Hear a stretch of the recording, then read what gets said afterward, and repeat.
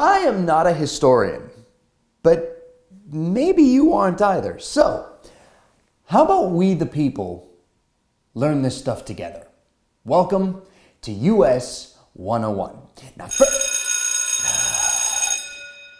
I told him not to do that. It's so cliche.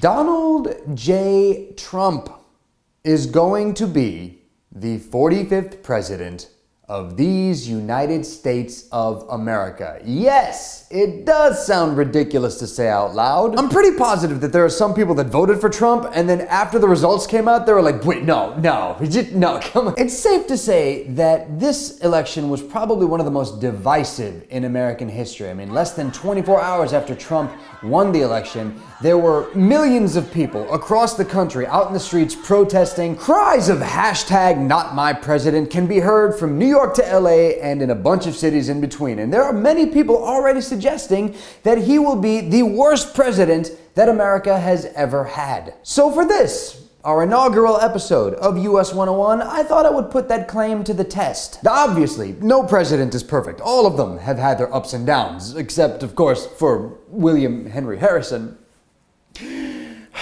Poor bastard only had a month. But in the 227 years America has had the office of president, which among them could actually be called the worst ever? Now, I'm not going to go over every flaw of every president because this episode would be way too long, and I've got shit on Netflix that I still need to catch up on. I still have to finish Luke Cage, I've got Narcos. I'm just going to go over a couple previous commanders-in-chief and briefly discuss how they managed to fuck things up worse than other presidents. So why don't we start this off with James Buchanan, Jimmy B.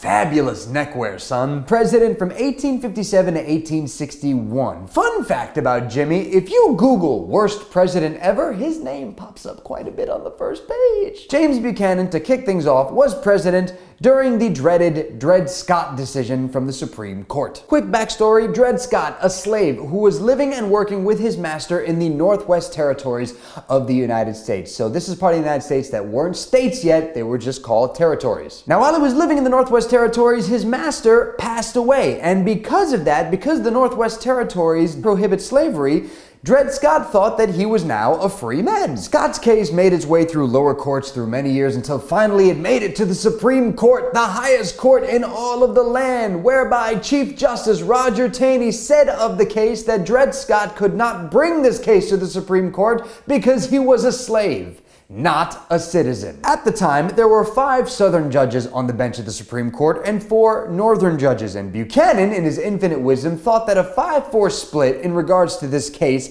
it'd be too obvious, right? The Southerners would obviously call him a slave and the Northerners would try to fight for him. So Buchanan, in his infinite wisdom, decided to reach out to one of those Northern judges, specifically Justice Robert Cooper Greer of Pennsylvania, Buchanan's home state. Buchanan basically wrote him a letter and was like, look, Robert, Bobby, Coop, what up, man? Look, listen, do me a favor and side with the decision on this case. Because here's the thing, if you don't side with the decision, it's 5-4, it's going to be pretty obvious. But if you side with the decision that Dred Scott's case shouldn't go through, then it looks like it's bipartisan, that the country came together to tell this man that he cannot be free. It makes perfect sense. And it worked. Buchanan convinced Justice Robert Cooper Greer to side with the majority decision in Dred Scott v. Sanford. Now, in addition to Dred Scott being pretty much said to his face that he was property and not a person, Taney also said in his decision that the Constitution did not allow states or territories to prohibit or institute slavery, which basically meant that Taney took the Missouri Compromise of 1820 by the balls and threw it right through a plate glass window. Quick backstory on the Missouri Compromise of 1820, it was introduced by Henry Clay. Basically what it did is it regulated slavery in the Western territories. It prohibited the practice in what was formerly known as the Louisiana Territory and allowed slavery within the borders of what would soon become the state of Missouri. Pro- and anti-slavery factions agreed to this, and it was signed into law by James Monroe in 1820. But now, because the Missouri Compromise was deemed unconstitutional, that would have quite a bit of an impact on the territories that were out west. How did things get so screwed up? Couple of examples for you. First off, pro- and anti-slavery factions in what is now known as the state of Kansas began fighting each other. And not fighting as in like fisticuffs, Marquis of Queensberry, brutally massacring each other. The railroad industry, which was booming at the time because everybody wanted to head out west to California to strike it rich in the gold rush. A lot of these burgeoning railroad companies became flush with loans from banks, even though many of them never made it past the paper stage,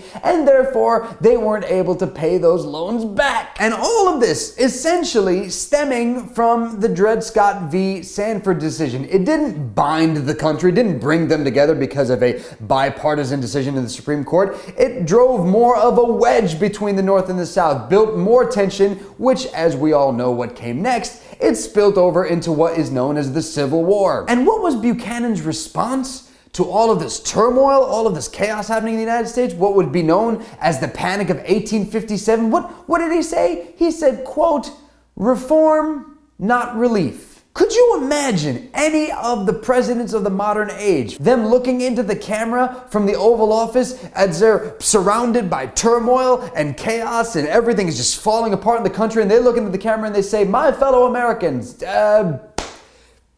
sorry." How about Andrew Johnson, the man who became president after Abraham Lincoln was assassinated? Here's a real peach of a fella. You know, this guy actually vetoed what would become the 14th Amendment. 14th Amendment? Maybe you've heard of it, or maybe you know it as the Civil Rights Act of 1866, you know, what it was called before it went, mainstream. 14th Amendment says that a person that is born or naturalized in the United States is a citizen of the United States and the state in which they reside. And this son of a bitch vetoed it. And his rationale for vetoing, oh God, it's the best. He said it discriminated against white people in favor of African Americans. This man was a president of the United States. But then I guess we shouldn't be all that surprised, considering that this is a man that's quoted as saying, "This is a country for white men, and by God, as long as I am president, it shall be a government for white men." Top notch. Here's another example of bad presidenting. John Adams. I know y'all are like, what second president after George Washington, a founding father, signed the Declaration of Independence? How are you gonna say this guy's a bad president? He's not a bad president per se,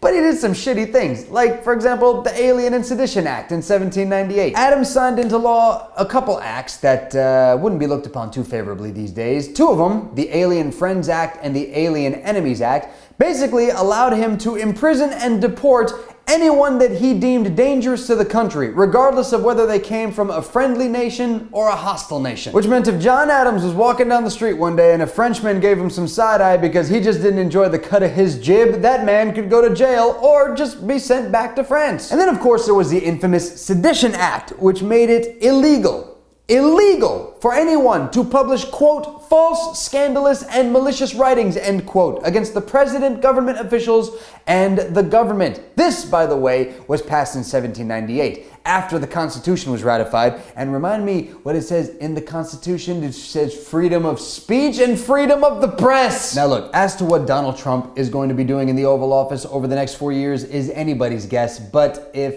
he does keep true to his word of everything that he was saying on the campaign trail leading up to his election, you can be damn sure that I'm probably going to redo this episode later on down the line and dedicate it just to him. So I've kicked off the discussion, but how about you guys get involved in the discussion, man? In the comment section down below, let me know, who do you think is the worst president in American history? Or if you want to be a bit more specific, how about you just let me know which act done by a president do you think is the worst in American history? I'd love to hear your thoughts. I'd love to debate and discuss with you, man. That's the best part about history. You can go over it as many times as you want. There's always something new to discover. Thank you guys for watching. Hopefully you enjoyed the episode. Hopefully you'll subscribe to the channel, like the video, tell your friends about the channel and the videos, and hopefully you guys appreciate that this isn't going to be a history series that comes off as like lecture-y or preachy. I just want it to be a conversation that you'd have with a friend of yours at the bar. A very stale conversation about American history, apparently, for some reason. I don't have a sign-off, so